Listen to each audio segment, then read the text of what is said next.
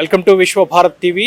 విశాఖలో food లవర్స్కు favourite spot విశాఖలోని central park పక్కన ఉన్న అంటే పాత జైల్ రోడ్లో ఉన్న నైట్ ఫుడ్ కోర్ట్ ఏదైతే ఉందో దాన్ని నిన్న జీవీఎంసీ అధికారులు అయితే హడావిడిగా తొలగించడం జరిగింది. అయితే కౌన్సిల్లో తీర్మానం ప్రకారమే మేము మొత్తం ఫుడ్ కోర్టుకు సంబంధించిన ఏవైతే ఆక్రమణలు ఉన్నాయో వాటిని తొలగించామని అధికారులు చెప్తున్నారు. అయితే వీధి వ్యాపారులు అయితే తమ ఆవేదన అయితే వ్యక్తపరుస్తున్నారు. మా పొట్టను కొట్టారంటూ వాళ్ళైతే తీవ్ర ఆవేదన వ్యక్తం చేస్తున్నారు. అసలు ఏం జరిగింది, అక్కడ ఉన్న లోపాలేంటి, అధికారులు చేయాల్సిన చర్యలు ఏంటి అనేవి విషయాలను అడిగి తెలుసుకుందాం. వీధి విక్రయదారుల సంఘం నాయకులు ఉన్నారు, ఆయనతో మాట్లాడదాం. అసలు ఏం జరిగిందండి? నిన్న హడావిడిగా ఫుడ్ కోర్ట్ను తొలగించాల్సిన అవసరం ఉంది. ఇప్పుడు వైజాగ్ మొత్తం ఎక్కడైతే ఆక్రమణలు ఉన్నాయో వాటిని తొలగిస్తున్నామని చెప్పి అధికారులు అయితే అధికారికంగానే చెబుతున్నారు. ఏం చెప్తుంది? ఆల్రెడీ వీధి విక్రయదారుల చట్టం అనేది 2014 అలాగే 2009లో సుప్రీంకోర్టు దిశ నిర్ణయాలు అనేది ఒక ఆదేశాలు ఈ కేంద్ర ప్రభుత్వానికి సుప్రీంకోర్టు ఇచ్చి ఉన్నది. అట్లాగే వీధి విక్రయదారుల చట్టం 2014లో అమెండ్మెంట్ జరిగిన క్రమంలో అన్ని ఏరియాల్లో విఎల్బి లెవెల్లో ఏదైతే మున్సిపాలిటీల్లో టౌన్ వెండింగ్ కమిటీలు అనేది ఏర్పాటు చేయడం జరిగింది.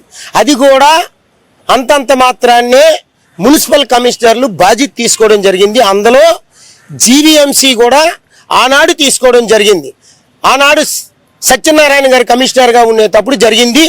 అలాగే క్రమంగా దినచర్యలు జరుగుతూ కొంతమందిని ఈ తెలుగు బ్రిడ్జి నిర్మించేటప్పుడు కానీ అలాగే వైరర్గా ఇవన్నీ చేసేటప్పుడు కానీ అప్పుడు తెలుగు బ్రిడ్జి కింద తీసేసిన వాళ్ళందరికీ కలిపి ఆనాడు పుడ్డమ్మిలో అంతా అక్కడ ఉండేవారు.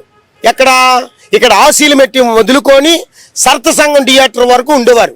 వాళ్ళందరినీ తీసి ఆనాడు ఆ జోన్ల కమిషనర్ గారు ఈ జోన్ల కమిషనర్ గారి పరిధిలో ఒక లిస్ట్ ఆఫ్ తయారు చేశాం. అయితే వీళ్ళకి ఫుడ్ సేఫ్టీ ప్రకారంగా వీధి విక్రయదారుల చట్టం ఏదైతే ఉందో ఆ చట్టము మరియు ఆహార భద్రత చట్టం ఏదైతే ఉందో ఆ రెండు చట్టాల అమెండ్మెంట్ ప్రకారంగా ప్రతి పేదవాడికి ఆహార భద్రత కల్పించాలంటే దీనికంటూ ఒక ఉన్నతమైన చట్టాలు ఉండాలి అనేది. అంటే అప్పుడు నేషనల్ లైవ్లీవుడ్ చట్టం వీధి విక్రయదారుల చట్టం ఏదైతే ఉందో ఆ చట్ట ప్రకారంగా ఢిల్లీ నుంచి అనుమతులు మేము తేవడం జరిగింది.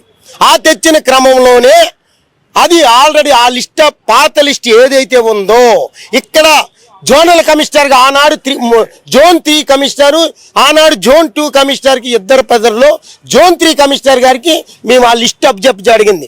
ఆ జోన్ యాదవ శ్రీనివాసరావు గారే ఆ లిస్ట్ తారుమారు చేసి బూటకం చేసి లంచానికి అమ్మడిపోయి ఆయన ఈరోజు ఫుడ్ కోర్ట్ ఏదైతే తీశారో ఫుడ్ కోర్టు తీయడం ఎంతవరకు కరెక్ట్ అనుకున్నారో అది అంతవరకు కరెక్ట్ అయిన దీంట్లో ముందు యాదవ్ శ్రీనివాసరావు గారికి అరెస్ట్ వారెంట్ ఫైల్ చేయాలి.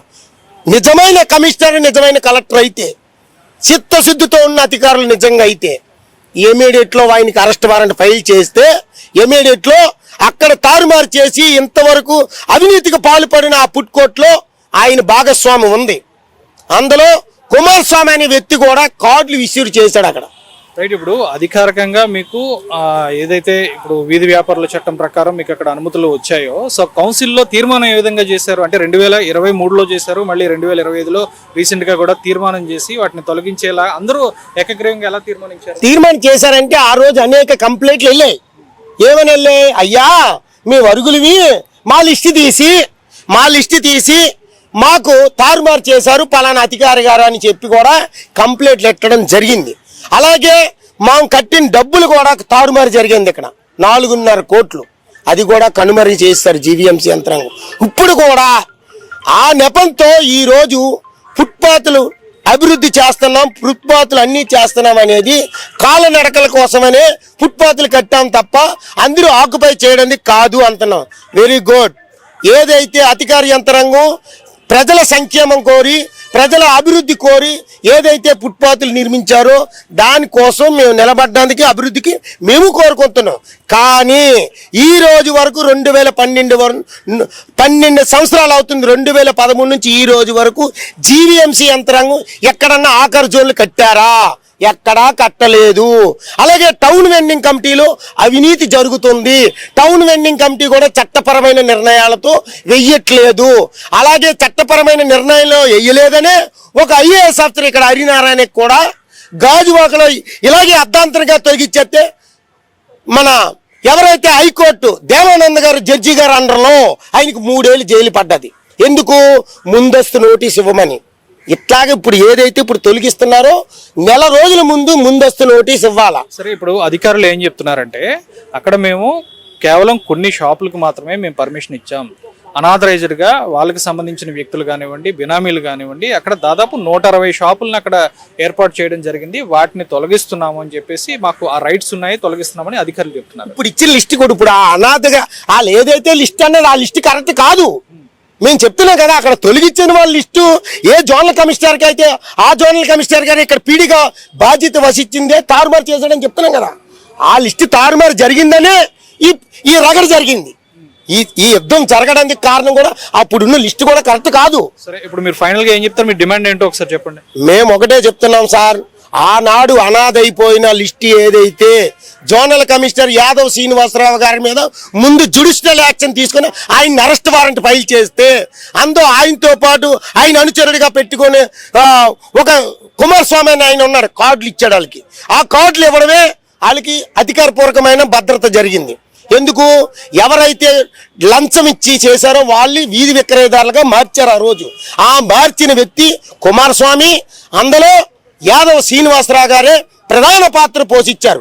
ఆ పోషించడమే ఈ రోజు వరకు ఈ రోజు వరకు జరిగిన రగడకి మెయిన్ కీలకారులు అధికారులు. ఆ అధికారుల మీద యాక్షన్ తీసుకోవాలా. అలాగే గతంలో ఏదైతే లిస్ట్ ఇచ్చామో ఆ లిస్ట్ వెరిఫికేషన్ చేసి అక్కడ ఫుడ్ కోర్టు 32 భాగాలతో ఉన్నతమైన ఆహార భద్రతతో ఫుడ్ కోర్టు నిర్మించాలనేదే మా డిమాండ్.